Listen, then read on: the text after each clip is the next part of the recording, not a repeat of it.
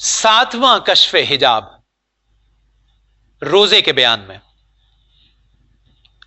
اللہ رب العزت کا ارشاد ہے، یا ایھا الذین آمنوا کتب علیکم الصیام،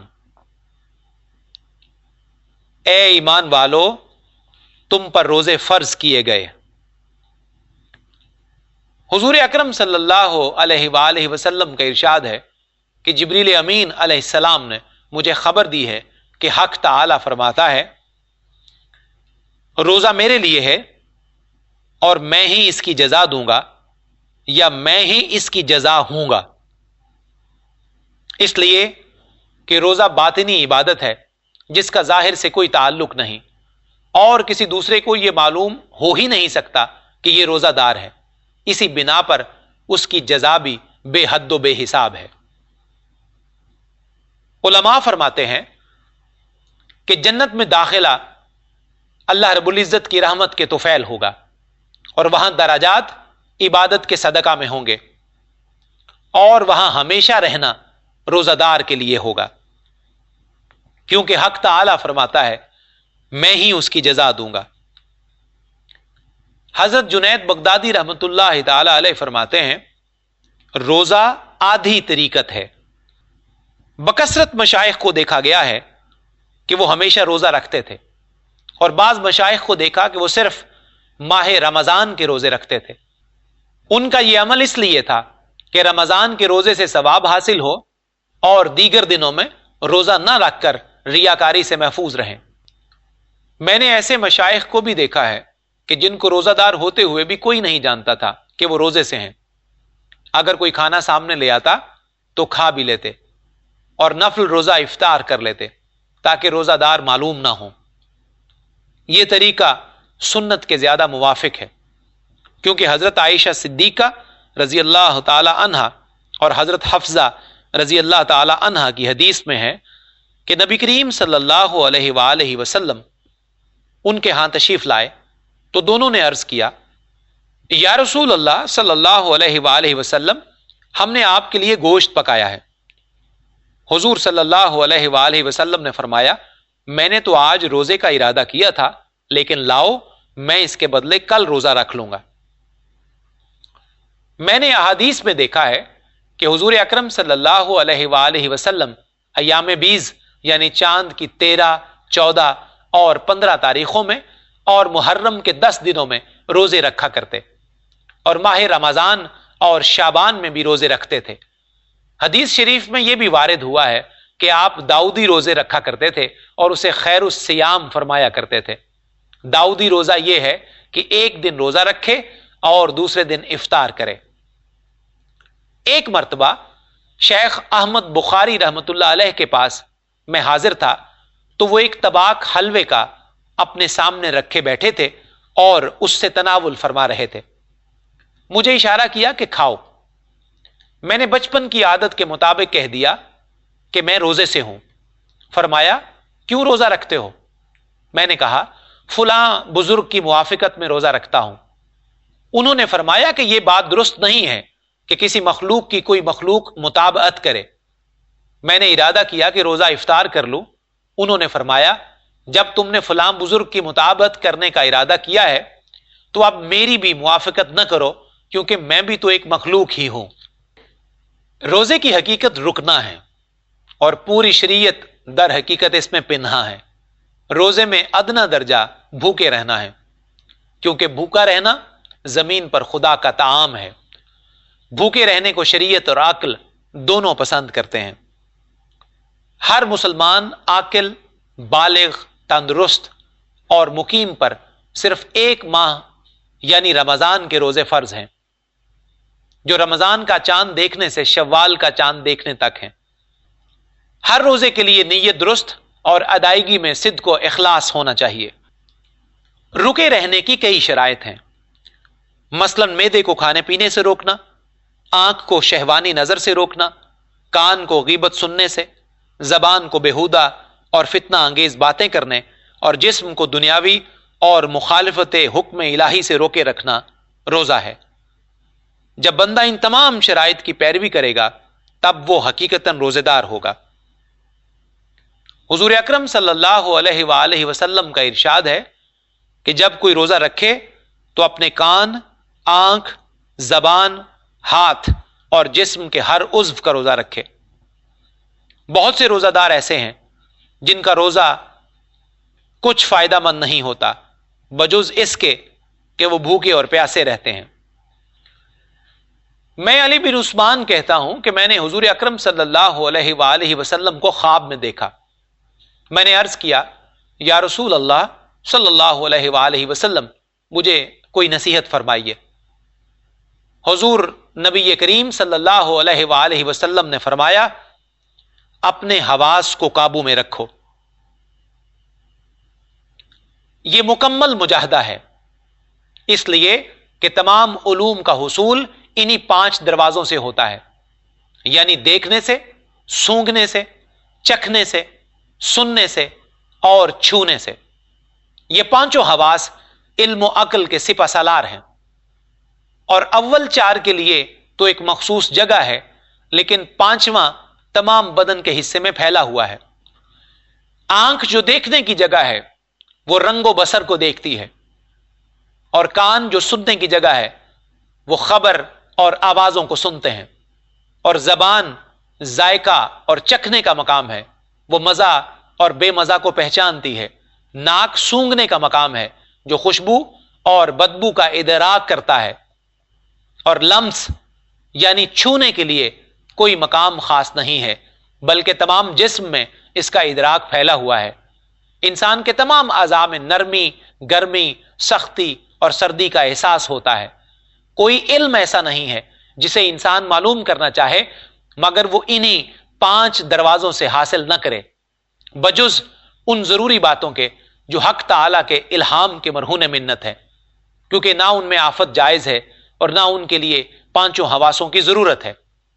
इन 5 हवासों के लिए सफाई और कुदरत दोनों सिफतें हैं। जिस तरह इल्म अक्ल और रूह के लिए कुदरत और दखल है, इसी तरह नफ्स व हवा के लिए भी यही है, क्योंकि ये ताअत व मासियत और सआदत व शकावत के दरमियान सबब आला मुश्तरक है। चुनाचे हक ताला की विलायत व इख्तियार समाअत और बसारत के एतबार से यह है कि वो सच्ची बात सुने और देखे।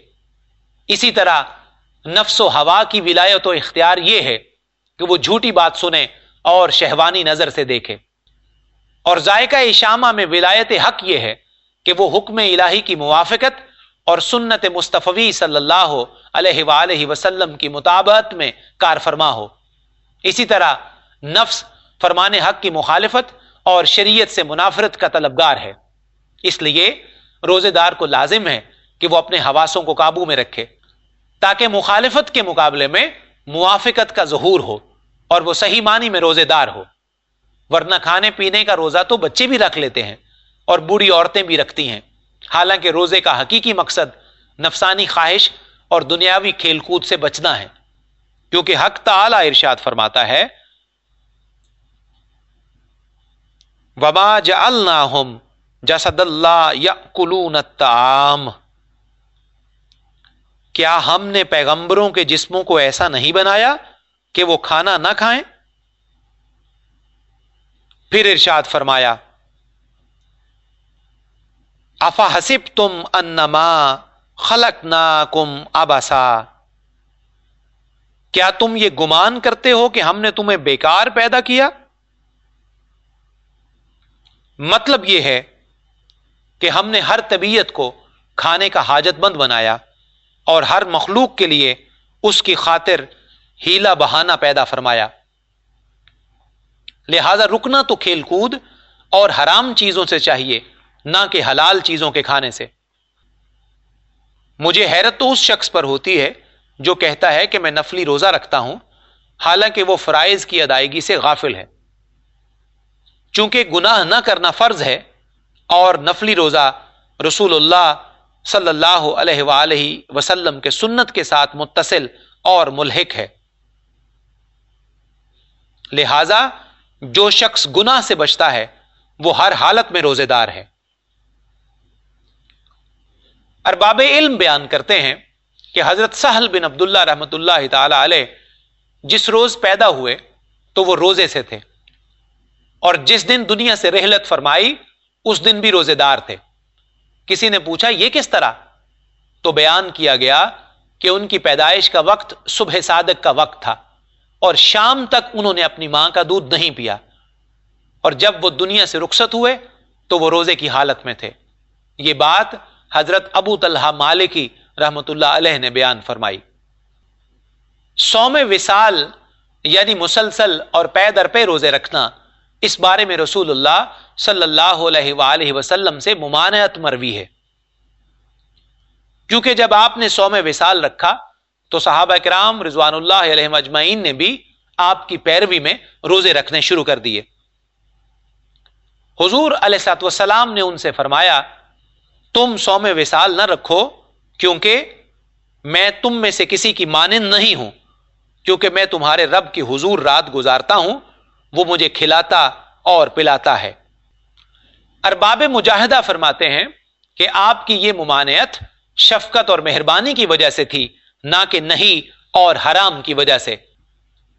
एक जमात यह कहती है कि सौम विसाल सुन्नत कौली के खिलाफ है, लेकिन हकीकत यह है कि विसाल बजाते खुद नामुमकिन व मुहाल है, इसलिए कि दिन गुजर जाए तो रात में रोजा नहीं होता, और रात को रोजे से मिलाए तो भी विसाल नहीं होता।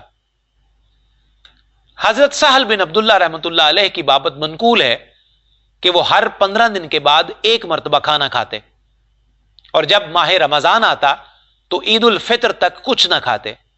इसके बावजूद रोजाना रात में 400 रकात नमाजें पढ़ा करते थे। यह हाल इंसान की इम्कानी ताकत से बाहर है, बजुज ताईद इलाही के ऐसा हो नहीं सकता, और यह उसी की ताईद से मुमकिन है। वही ताईद इलाही उसकी ग़िज़ा बन जाती है। किसी के लिए दुनियावी नेमत ग़िज़ा होती है और किसी के लिए ताईद इलाही ग़िज़ा होती है। हजरत शेख अबू नसर सिराज रहमतुल्लाह ताला अलैह, जिनको ताउसुल फ़ुक़रा कहा जाता है, एक दफा जब माह रमजान आया तो वो बगदाद पहुंचे और मस्जिद शुनेजिया में इकामत फरमाई। उनको अलहदा हुजरा दे दिया गया और दरवेशों की इमामत उनके सपुर्द कर दी गई। चुनाचे ईद तक उन्होंने उनकी इमामत फरमाई और तरावीह में 5 कुरान पाक खत्म किए। हर रात खादिम एक रोटी उनके हुजरे में आकर रख जाता। जब ईद का दिन आया और वो नमाज पढ़कर चले गए तो खादिम ने हुजरे में नजर डाली तो 30 की 30 रोटियां उसी जगह पर मौजूद थीं। हजरत अली बिन बकार रहमतुल्लाह अलैह इरशाद फरमाते हैं कि हजरत हफ्स मसीसी रहमतुल्लाह अलैह को मैंने देखा कि वो माह रमजान में 15 दिन के अलावा कुछ ना खाते थे। हजरत इब्राहिम बिन अदम रहमतुल्लाह अलैह की बाबत मरवी है कि वो माह रमजान में अव्वल से आखिर तक कुछ ना खाते थे, हालांकि शदीद गर्मी का जमाना था और रोजाना गंदम की मजदूरी को जाते थे। जितनी मजदूरी मिलती वो सब दरवेशों में तकसीम कर दिया करते थे और रात भर इबादत करते थे, नमाजें पढ़ते, यहां तक कि दिन निकल आता था। वो लोगों के साथ उनकी नजरों के सामने रहते थे। लोग देखा करते थे कि वो ना कुछ खाते हैं और ना पीते हैं और रात को सोते भी नहीं। हजरत शेख अबू खफीफ रहमतुल्लाह ताला अलैह की बाबत यह रिवायत मरवी है कि जब वो दुनिया से रुखसत हुए तो उन्होंने मुसलसल 40 चिल्ले काटे थे। मैंने जंगल में एक बूढ़े को देखा जो हमेशा हर साल 2 चिल्ले काटता था, और जब हजरत अबू मोहम्मद गजनवी रहमतुल्लाह अलैह दुनिया से रुखसत हुए तो मैं उनके पास मौजूद था। उन्होंने उसी दिन तक कुछ नहीं खाया था और कोई नमाज बगैर जमात के नहीं पढ़ी थी। मर्व की बस्ती में 2 बुजुर्ग थे, एक का नाम मसूद और दूसरे का नाम शेख बू अली सियाह था। लोग बयान करते हैं कि शेख मसूद ने दूसरे बुजुर्ग के पास पैगाम भेजा कि ये दावे कब तक रहेंगे, आओ हम 40 दिन एक जगह बैठे और कुछ ना खाएं पिएं। उन्होंने जवाब में इरशाद भेजा, आओ हम रोजाना 3 मरतबा खाना खाएं और 40 दिन तक एक वुजू से रहें। यह मसला अपनी जगह दुश्वार है। जाहिल लोग इससे ताल्लुक रखकर कहते हैं کہ صوم وصال جائز ہے اور اطباء اس کا سرے سے انکار کرتے ہیں۔ اب میں اس کی مکمل وضاحت کرتا ہوں تاکہ یہ شبہات رفع ہو جائیں اور اس کی حقیقت واضح ہو جائے۔ صوم وصال رکھنا بغیر اس کے کہ کسی فرمان الہی میں خلل واقع ہو کرامت ہے، اور کرامت کا محل خاص ہوتا ہے نہ کہ عام۔ پھر جس کا حکم عام نہ ہو وہ معاملہ ہر جگہ درست نہیں ہوتا، کیونکہ اگر کرامت کا اظہار عام ہوتا تو ایمان جبری ہوتا اور عارفوں کے لیے معرفت میں ثواب نہ ہوتا۔ رسول کریم صلی اللہ علیہ وآلہ وسلم چونکہ صاحب معجزہ تھے تو آپ سے صوم وصال بطور معجزہ ظاہر ہوا، اور اہل کرامت کے لیے کرامت کا اظہار ولی کی نشانی ہے، اور کرامت میں اخفاء شرط ہے جس طرح معجزے کے لیے اظہار شرط ہے۔ یہ فرق معجزہ اور کرامت کے درمیان واضح ہے، لہذا ہدایت یافتہ کے لیے اتنا ہی کافی ہے۔ مشائخ طریقت کی چلہ کشی کی اصل حضرت موسیٰ کلیم اللہ علیہ السلام کے حال سے متعلق ہے، کیونکہ انہوں نے بوقت مکالمہ پہلے چلہ کشی کی، اور یہ صحیح ہے کہ مشائخ جب چاہتے ہیں کہ باطن میں رب العزت سے ہم کلام ہوں تو وہ 40 روز بھوکے رہتے ہیں، اور جب 30 دن گزر جاتے ہیں تو مسواک کرتے ہیں، اس کے بعد 10 دن مزید گزارتے ہیں۔ بلا شک و شبہ اللہ تعالیٰ ان کے باطن کے ساتھ ہم کلام ہوتا ہے، اس لیے انبیاء کرام علیہم السلام کے لیے جو کچھ ظاہر طور پر جائز ہوتا ہے وہ سب اولیاء پر باطنی طور پر جائز ہوتا ہے۔ لہذا حق تعالیٰ کے کلام کی سماعت جب تک طبیعت اپنے حال پر ہے جائز نہیں ہوتی، اس لیے چاروں طبائع کو 40 دن تک کھانا پینا ترک کر کے مغلوب کیا جاتا ہے تاکہ لطائف روح اور محبت کی صفائی کے لیے کامل ولایت حاصل ہو جائے۔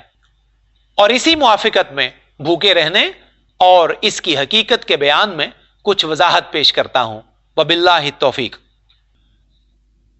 فاقہ کشی اور اس کے متعلقات۔ اللہ رب العزت کا ارشاد ہے، وَلَنَبْلُوَنَّكُمْ بِشَيْءٍ مِّنَ الْخَوْفِ وَالْجُوعِ وَنَقْصٍ مِّنَ الْأَمْوَالِ وَالْأَنفُسِ وَالثَّمَرَاتِ۔ ضرور بالضرور ہم تمہیں کچھ خوف اور بھوک اور مال و جان اور پھلوں کی کمی سے آزمائیں گے۔ حضور نبی کریم صلی اللہ علیہ وآلہ وسلم کا ارشاد گرامی ہے، اللہ تعالیٰ کے نزدیک بھوکے کا شکم 70 عاقل عابدوں سے زیادہ محبوب ہے۔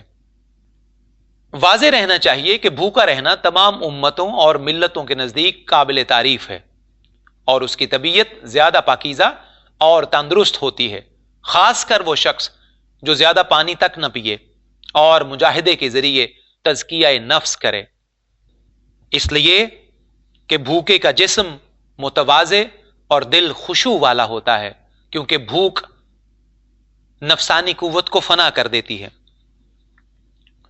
حضور اکرم صلی اللہ علیہ وآلہ وسلم کا ارشاد ہے، تم اپنے شکموں کو بھوکا، اپنے جگروں کو پیاسا اور اپنے جسموں کو غیر آراستہ رکھو تاکہ تمہارے دل حق تعالی کو دنیا میں ظاہر طور پر دیکھ سکیں۔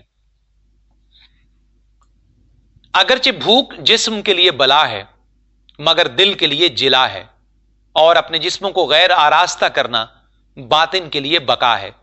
جب باطن بقا سے ہمکنار ہو کر جسم مصفہ ہو جائے اور دل پر نور ہو تو کیا نقصان؟ شکمسیر ہو کر کھانے میں کوئی بلا نہیں ہے، اگر اس میں بلا ہوتی تو جانور شکمسیر ہو کر نہ کھاتے۔